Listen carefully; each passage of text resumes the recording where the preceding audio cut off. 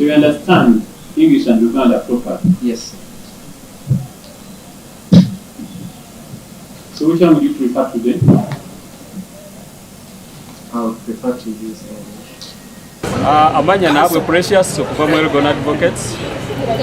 Tuzze nga ndi ne client waffe Jennifer Full Figure, presidential advisor, tuli ne president wa TikTokers Frank Apao, ne council Matovu Ronald from Buganda Kingdom.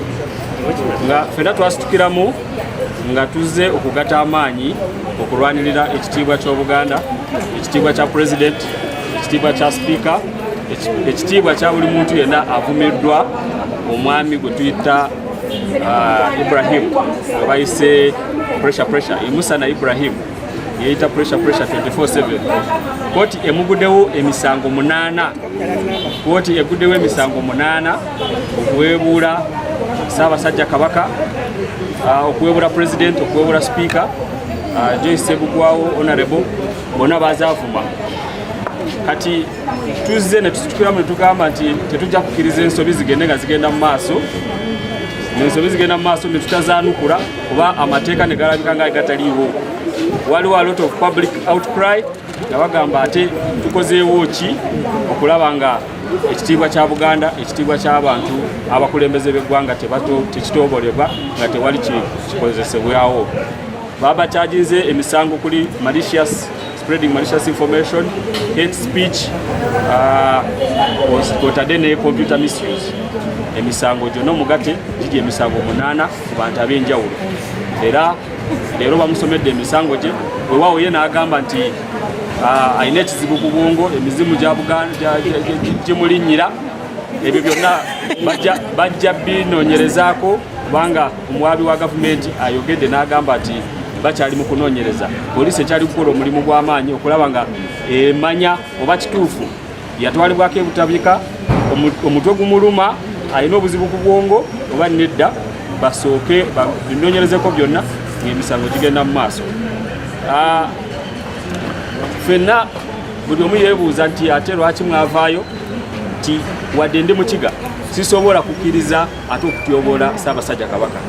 Tulina okuwangana ebitiibwa wadde nga nyiza okuba siina ludda lw'empagira naye totyobola president, totyobola speaker, nga tewali nsonga nga bwe muwulidde mwena ng'omwana ayogera, tewali nsonga yagumba yonna gy'agambye nti oba kye yali akola kituufu. Olaba ng'abadde asaba n'ekisonyi nti byayogera tabitegeera, nti si bituufu, tabirinako bwa buzinzi. So tuvuddeyo ne tuyimirira awamu ne tugatta amaanyi ne client waffe Jennifer Full Figure ne tulaba nga at least statement ekoleddwa era obubaka bugende buli omu alowooza nti agenda kukozesa obw'omutimbagano okuvumaganya, okutaataganya bizinesi z'abantu, n'alowooza nti amateeka tegagenda mukwatako. Era omulanga gugende bulungi straight kubanga wetwogerera ono bamusindise ku remand paka nga 7 ogwokusatu. Nja kubaza Buganda Kingdom, nebaza bannayuganda mwenna n'abantu bonna bannayuganda. Kino tekyakwata ku Baganda bokka, kyakwata ku bantu bangi. Okusookera ddala nja bagamba nti ndi muzadde, amwe mother, alina omuntu omwana asigala mwana, naye mu bulamu bw'otutambuliramu nabagamba nti success and fair based on news and reality. Buli kintu kyokera kyakufumintiriza ate n'okubala situation. Buli bulamu bw'otambuliramu balanga situation. Bw'olumba kingdom oba bw'olumba obwakabaka bwa Buganda, oba olumbye oba okutte ku ssavu ly'Abaganda, oba okutte ku mpologoma, oli magulu ngendo kyukyu tazanyirwako. Kyovula Abaganda bagamba nti ali mukabya amaziga ndi mukabya omusaayi, waligwa wendigwa, waliwo n'abantu abeewaayo okuttibwa olwa Ssaabasajja Kabaka. So nze ng'omuzadde nakiramu interest bbiri nekibitamu interest bbiri. Maybe Abaganda basobola okukwata omwana ne mutusaako obuvune ne mutamanya mwenna. Ekyokubiri nti singa tetumukomako ajja kusigala ng'akola ebintu by'emimu nga ye amanyi nti birungi ng'afuna views ne likes ezitamugasiza saawa ya leero. Neŋŋamba nze ng'omuzadde alumirirwa omwana nina mutwala mu mateeka okusinga maybe kuba kati n'ogamba omuntu olaba ekiyitibwa Obuganda, Kabaka agenda bugenzi bugerere, abantu ne bafa, abasajja ne bajjayo petrol stations nga munywa amafuta nga mwagala mukole eki. Uganda abantu ababuyimiddeko bangi. Tulina Kanso Nahabwe ye lawyer wange owa Elgon Company ne Kanso Utalo Robert basajja ba Nankole ne bagamba ekikwata ku Buganda fo Buganda butuleze bwatusembeze tuli wano bano bali expensive kwa manche bakola bamanya amateeka naye yagamba ku kikwata ku Ssaabasajja Kabaka akanyumukiremu ale ne kikwata ku mwana kubana ni muzadde asobola ofuna obuzibu bwonna mungeremu obenda so bwetwayimukiramu okugema ku kiro okuwonya omwana okumukomako oba okugamba nti maybe otinamuteeka nina ku 2-3 anaafunamu okutya mu mutima naye mwenna mbadde mumulaba omwana otwamugamba ko yasigala awaga ate nga ataddemu abantu bangi tosobola kuwakula ntalo kanaana nana kukuba tomumanya nana kuta tomumanya mujjukira limemba twafiirwa Isma Olax ne report na Wakudda Isma ali musajja ali intelligent avayo n'analyzing ensonga kuba yali muyigirize n'ayogera ensi yonna yakeeranga ku Isma ku macha morning show ng'akwata bukwasisimu yenatwa n'ayogera ensonga ng'abantu bamala following ne likes yabireka tebyamugasa kumuwa bulamu twafiirwa omwana w'omulwanyi wonna mumanyi Jakana atulanga n'ayogera naguno guliko tosobola kungamba nti Jakana yafa bwati oba bwati so n'olwekyo bwe tuvaayo ne tugenda mu kkooti kuba kutaasa era singa munneebaza bwebaza okusinga omuleka bamukube okusinga omuleka attibwe kubanga tojja kumanya agenda mutta togenda kumanya agenda kumukuba tosobola kuwakula ntalo mutwalo ku bantu mutwalo kubanga oyagala likes and follow nolowooza nti wajja kubulayo at least akola ki so mbasaba president wa TikTok yugiwo oli abantu mwena muri wa TikTok n'abamasimu abana mubanyonyole sefuko woli gwomu biggest trending oba trending ennyo ekyo njogera mazima kubanga TikTok abantu basinga balaba sefuko era gwomu gwo wajja ne ba Frank Abaho ne babawabirako n'Abaho mukyali ku fayiro ye naye ekino mukigamba abaana osobola okulumba levo zo osobola okwegala mu mwinzo zanyazanya mukati muwategeka wano mwaine miki nga mwine ebyamwe bemulona nyumba nemugamba tugende mulingi nemugenda mulingi ne bujjo kati ogenda kutepinga nazo step ate nga kyokola ki anti nga kikwongeddeko kugambira muteeke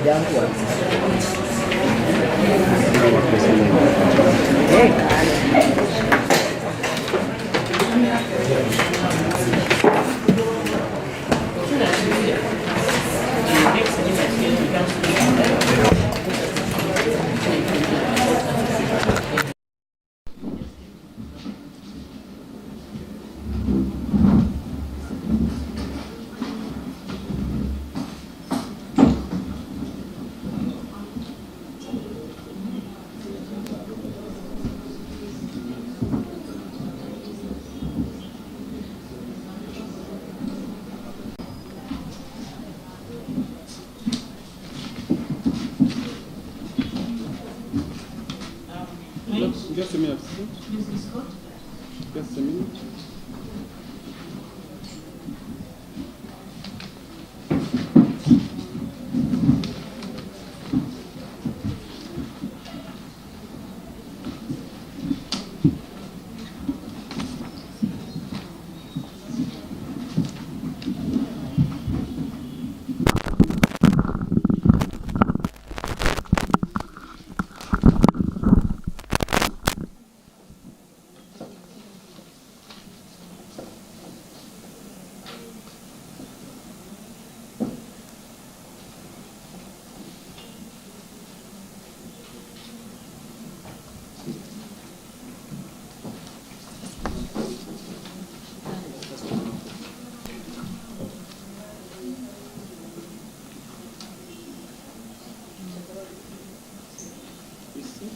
May it please this court, Your Worship.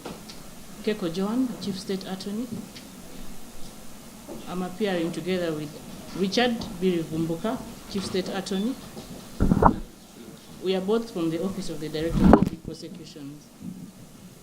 There is counsel on watching brief, Mr. Nahabwe Precious from Elgon Advocates, is also in court.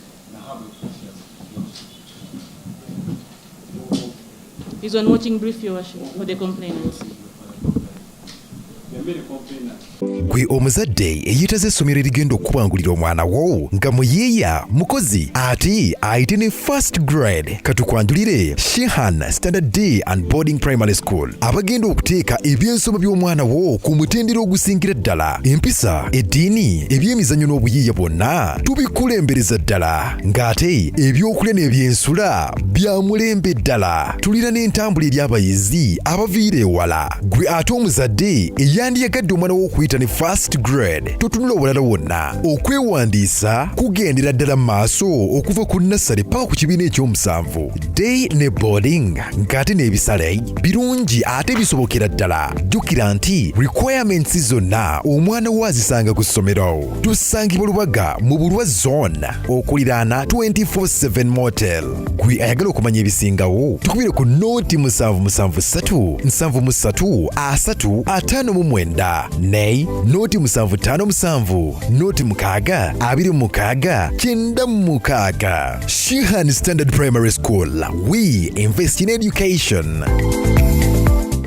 Oyagala okuteekerateekera omukolo ogw'obuvunaanyizibwa ngenda mu bannaffe aba Top Care Restaurant abasangibwa e Nalukolongo ku kizimbe ky'Amakanga wano ku Masaka Road nga balina abafumbi abatendeka obulungi ate nga bateekateeka emikolo egya buli kika. Bannaffe aba Top Care Restaurant bakola ne outside catering saako ne delivery emmere ekutuukako awo wennyini w'oli. Kola order yo kati opiyo kuba ku nnamba y'essimu eno bakubire ku noti 7 noti 1 28 55 25 oba noti 772 34 43 nkaaga. Bannaffe aba Top Care Restaurant bakola omukolo gwo n'otaguddamu.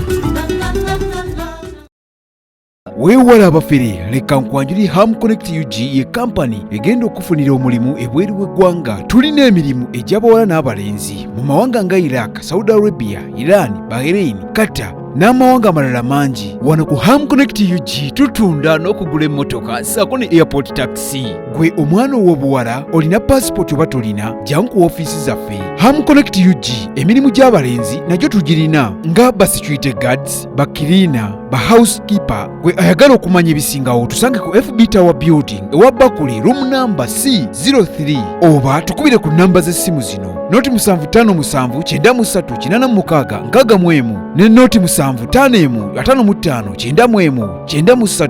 Ffe aba Ham Connect UG tutuukiriza ekirooto kyo.